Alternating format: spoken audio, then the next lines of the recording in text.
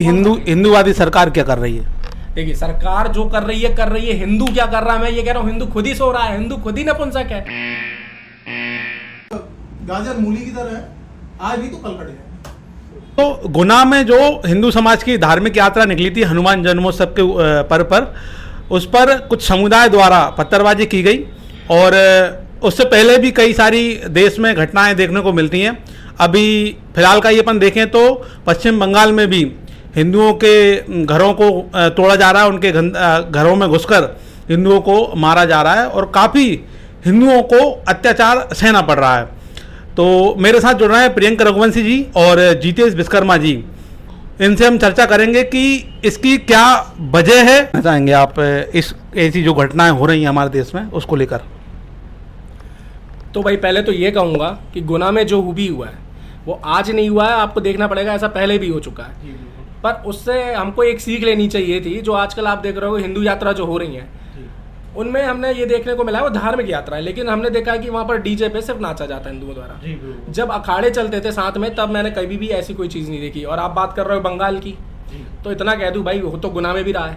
अगर हम 2 बार के बाद भी नहीं सुधरे और हम लोग एक दूसरे को देख के जागरूक नहीं हुए और एक नहीं हुए तो भाई बंगाल है, कल राजस्थान होगा, मध्य प्रदेश होगा और ये आग ऐसे ही फैलती रहेगी। और हम सिर्फ जो हिंदू हैं हम सिर्फ एक चीज़ जानते हैं भाई, हमारा घर ऐसे चल रहा है, हमें कमाना है। आपने देखा होगा कश्मीर देखा होगा, वहाँ पर भी हिंदुओं ने क्या करा, सिर्फ पैसा कमाना है, सक्सेस होना है।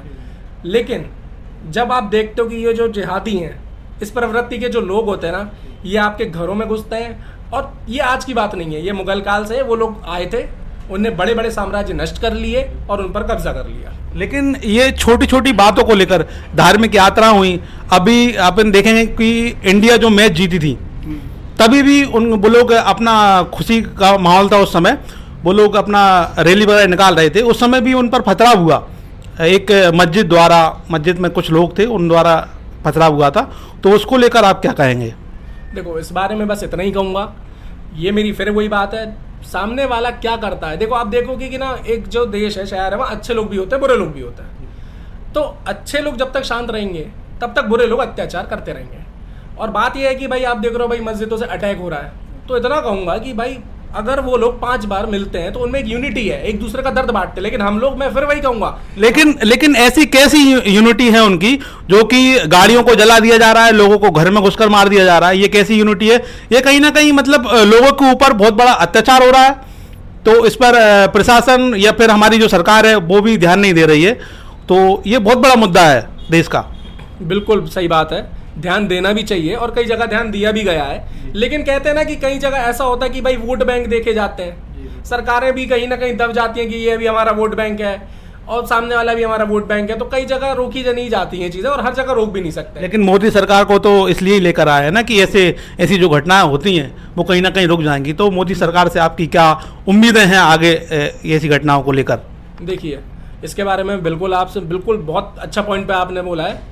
तो मैं बताऊंगा कि यूपी को आपने देखा होगा, यूपी का जंगल राज भी आपको याद होगा। समाजवादी पार्टी के टाइम में जो भी हुआ, अतीक अहमद जैसे जो गैंगस्टर थे वो सांसद बने बैठे थे।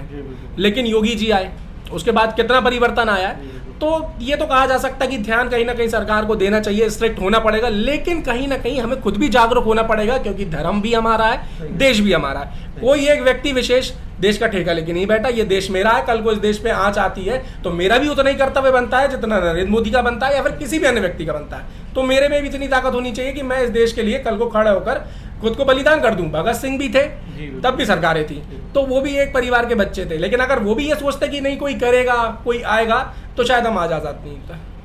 लेकिन मैंने कई ऐसे शहर भी देखे हैं जहाँ पर मालूम पड़ता है कि 90% हिंदुओं की आबादी है और उसके बाद 10% कोई अदर समाज के लोग हैं, फिर भी उन पर ऐसा माहौल बन जाता है, ऐसे दंगे जैसी स्थिति पैदा हो जाती है। तो वो भी कहीं ना कहीं एक 90% होने के बाद भी आप लोग है ना इस तरीके से अत्याचार सह रहे हो।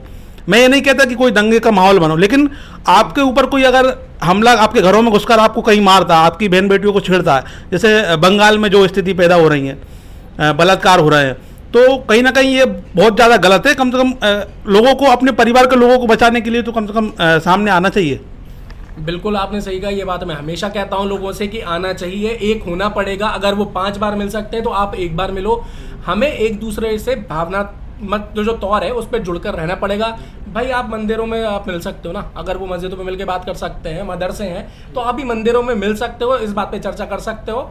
और मैं तो फिर यही बात कहूंगा कि घर में अपने एक शस्त्र होना चाहिए। सही है। मैं नहीं कह रहा कि किसी को मारने के लिए होना चाहिए, लेकिन खुद की रक्षा के लिए होना चाहिए। अगर यहाँ पर मैं बैठा हूँ, यहाँ पर कोई भी आकर मेरे पे हमला करता है, तो पहला कर्तव्य मेरा है कि मैं खुद को बचाऊं। सही है। पर कैसे बचाऊंगा? अगर यहाँ पर 4 लोग भी आते हैं कुछ भी चीजें लेके, तो भाई मेरे पास भी कुछ तो ऐसा होना चाहिए। मैं फिर वही कह रहा हूँ, मैं किसी को भड़का नहीं रहा हूँ कि भाई आप शस्त्र रखो, किसी को मार दो, लेकिन खुद के रक्षण के लिए बहुत जरूरी है। और शस्त्र कोई गलत चीज नहीं है, हम पहले से देख के आ रहे हैं ये चीजें। शस्त्र का ज्ञान होना चाहिए। इतने बड़े संगठन बन चुके हैं, आज 3 लाख संगठन है रजिस्टर्ड, भूपेंद्र भाई 3 लाख संगठन है रजिस्टर्ड हिंदुओं को जोड़ने के लिए, पर हिंदू जोड़ा और क्या? लेकिन नागपुर में जो घटना हुई है, नागपुर में घटना हुई, मैंने एक वीडियो में देखा था कि एक रेस्टोरेंट संचालक था, हिंदू था, जो उसके रेस्टोरेंट को पूरा तोड़ दिया गया और वहाँ पर उसकी संपत्ति को काफ़ी नुकसान पहुँचाया गया, जबकि वो वहाँ पर था भी नहीं उस घटना में। उस वहाँ पर जो रैली वगैरह, जो भी जुलूस वगैरह जो भी निकला था, उस घटना में वो शामिल नहीं था। लेकिन देखता है कि वो सुबह रात में जो घटनाएं हुई, दंगे हुए, और जब वो सुबह आता है तो उसका पूरा रेस्टोरेंट टूटा हुआ मिला। हिंदुओं की जो दुकानें थी वो सारी टूटी हुई मिली थी, और अन्य समुदाय के जो लोग थे, ना उनकी दुकानें कहीं टूटी हुई दिखी और ना ही उनके जो कार वगैरह खड़ी थी वो कहीं टूटी दिखी। उसके बारे में आप क्या कहना चाहेंगे कि एक ही समाज को क्यों टारगेट किया जाता है ऐसे दंगों में? सबसे पहले मैं आपके माध्यम से बहुत आभार प्रकट करूंगा कि सभी लोग जो कि अभी मुंह में दही जमा के बैठे हैं, ऐसे में आपने इतना संवेदनशील मुद्दा उठाया है। और मैं यहाँ कुछ पॉइंट्स के थ्रू क्लियर करना चाहूँगा कि असल में चल क्या रहा है और ये सब स्थिति बन क्यों रही है। एक ऐसा वातावरण कि बचपन से जो जिस प्रकार की परवरिश आपको मिली है, ठीक है, अपने संस्कार जिन्हें हम बोलते हैं, ठीक है, तो संस्कार हमेशा माँ बाप क्या सिखाते हैं कि भाई आप लोगों की मदद करें, उनके साथ घुल मिल के रहें। तो हमारा जो बचपन निकला है और हमारे माँ बाप ने भी जो हमें सिखाया वो इस प्रकार का सिखाया कि सब कुछ साथ लेकर चले। अब साथ लेकर चलना हमने बचपन से सीखा है, तो हमने हमेशा ही हमारे आसपास कभी हमने ये इस प्रकार का कभी सोचा ही नहीं था, ना कभी सोच आई थी, जो कि आज हम सोशल मीडिया के माध्यम से या किसी प्रिंट मीडिया के माध्यम से या पिक्चरों द्वारा ये देख पाते हैं कि भाई इस तरह की भी चीज़ें घटित हो चुकी हैं हमारे पिताजी माताजी या प्रीवियस जनरेशन के टाइम पर। बट क्योंकि उस टाइम लोग इतना एक्टिव नहीं थे सोशली, या फिर लोग इतना खुल के बात नहीं करते थे, तो वो चीज़ें कहीं ना कहीं एक फफूंद की तरह पनपती रहीं और बाद में एक बड़े कैंसर के रूप में उसका हमने आउटकम देखा। तो होता ये है कि अभी कुछ दिन पहले की बात बताता हूँ, एक विशेष समुदाय की महिला थी, उसको कुछ हिंदुओं ने प्रताड़ित किया। तो जितने भी वहाँ बाकी हिंदू थे उन्होंने उन लोगों को रोका, मैंने भी इसकी निंदा की, ठीक है, और हम सभी इस प्रकार की किसी भी घटना को बिल्कुल नहीं होने देते। हमारे सामने अगर ऐसा कुछ हो रहा है तो हम लोग मिलकर अपने हिंदू भाइयों का भी विरोध करते हैं कि ये गलत है यार, ठीक है। तो जैसा कि मेरे भाई ने कहा कि उनमें ऐसा है कि अगर उनको पता है कि ये लोग गलत कर रहे हैं तो भी उनमें गलत बोलने की प्रवृत्ति नहीं है, ठीक है। पहली चीज़ ये है, ठीक है, अगर आपको पता है कि ये गलत हो रहा है और फिर जब चक्की में आप पिसेंगे तो फिर सभी आएंगे। उसमें मैं पर्टिकुलर नहीं बोल सकता कि भाई इसका नाम या उसका नाम या उसका नाम, लेकिन भाईचारे में हमेशा हिंदू चारा क्यों बनता है? देखिए, भाई का चारा, ठीक है, ये शब्द ही हमारा है, ठीक है।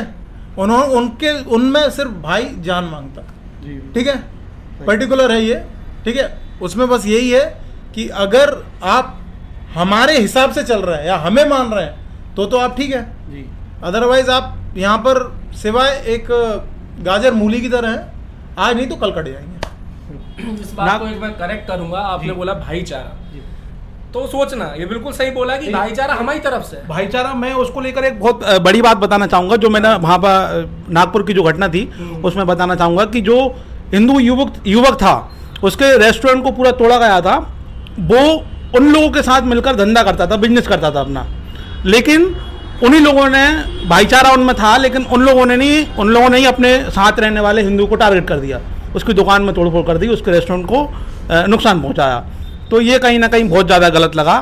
ये बिल्कुल सही बात है। देखो, मैं आपको बस इतना ही कहूँगा, आप तो इतिहास उठाकर देख लो, औरंगजेब का तो सभी जानते हैं शासनकाल, जो अपने बाप का नहीं हुआ, अपने बच्चों का नहीं हुआ, तो उसकी कुछ नाजायज औलादें हमारी कैसे हो सकती? कैसा भाईचारा?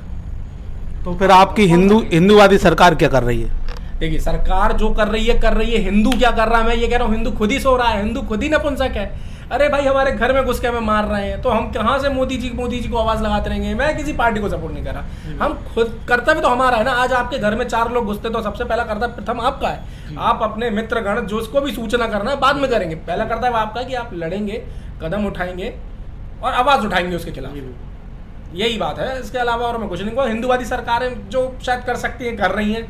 यूपी में हमने बहुत सी चीजें देखी हैं, हर जगह कहते हैं ना कि नहीं कर सकते, मैं खुद में एक तो बहुत बड़ी बात है। सरकार जो है, ठीक है, वो संविधान का पालन करती है और संविधान में भारत में रहने वाला हर एक व्यक्ति भारतीय है और हम भी सारे समुदायों को लेकर ही चल रहे हैं। हमारे भी भाई हैं, हम कभी उन्हें ये नहीं बोलते कि आप हमारे दुश्मन हैं या ये हैं वो हैं, आप अगर भगवान को नहीं मानते तो हम आपको नहीं मानते, ऐसा नहीं है। ठीक है, हमसे जितना सपोर्ट हो सकता है, जिस हद तक होता है हम करते हैं। और अभी भी मैं आपको बता दूं, भारत अगर मुगल भारत में आ पाए, अंग्रेज़ आ पाए, तो वो हमारी ही हमें नाकाम थे, हम ही नाकारा थे और हम ही नपुंसक थे कि हमने उन लोगों को आने दिया।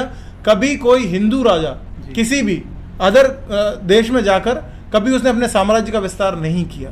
ठीक है, वो यहीं के थे, वो आए। ठीक है, सिर्फ और सिर्फ हम सिर्फ और सिर्फ बटे, ठीक है, और कटे। ठीक है, आज भी समय है। ठीक है, समय रहते हुए अगर आप सभी चेत जाएंगे, सरकार अपना काम कर रही है, आपको अपना काम करना पड़ेगा। अगर कहीं भी इस प्रकार का कुछ भी आपके सामने होता हुआ नजर आए, आप संगठित हों और उस पर तत्कालीन आपसे जो हो सके आप कार्रवाई करें। आपकी इग्नोरेंस आज की है, आप आज सोच रहे हैं कि आग दूर लग रही है या मेरे घर से बहुत दूर है। आज नहीं तो कल धीरे धीरे एक दिन आपकी भी बारी आएगी और उस दिन आपसे जो 15 घर दूर है वो भी यही सोच रहा होगा कि मुझे क्या, अभी तो मेरा घर नहीं है ना। इस तरह की सोच आपको नहीं रखनी होगी। ठीक है, आप कभी भी देखिएगा 20 हिंदू परिवारों में कोई एक विशेष समुदाय का जो परिवार होगा उसको जा के बधाइयाँ, मिठाइयाँ और उसको अपनापन दिया जाएगा। लेकिन अगर वहीं एक हिंदू परिवार है और वो किसी विशेष समुदाय के बीच में अगर गलती से फंस गया है, ठीक है, बहू बेटियां तो छोड़ो, वो अपना घर नहीं बचा सकते। बहुत जल्दी से जल्दी वो अपना घर बेचेंगे, एज सुन एज पॉसिबल वो वहाँ से निकल जाएंगे, वो अपनी जान माल की रक्षा करने के लिए बैठे रहेंगे। ये फ्री ये फ्री का मत खाओ। ठीक है, आप समझो इस चीज़ को। ठीक है, अगर जान है तो जहान है। अभी मैं विदिशा की जो कंडीशन है, विदिशा में पहले भी कई सारे दंगे हुए हैं, 2 घटनाएं देख चुका हूं मैं बड़ी। तो प्रियंका रघुवंशी जी ने, हमारे भाई हैं जो, उन्होंने काफ़ी हिंदुओं के लिए काम किया यहाँ पर। तो मैं विदिशा की जो अभी हालात हैं, मतलब विदिशा के हिंदूवादी लोगों के लिए आप क्या कहना चाहेंगे? मैं तो स्पष्ट कहता हूँ कि बीजेपी कांग्रेस के अलावा यहाँ हिंदू हैं क्या? बहुत अच्छी बात बोली आपने।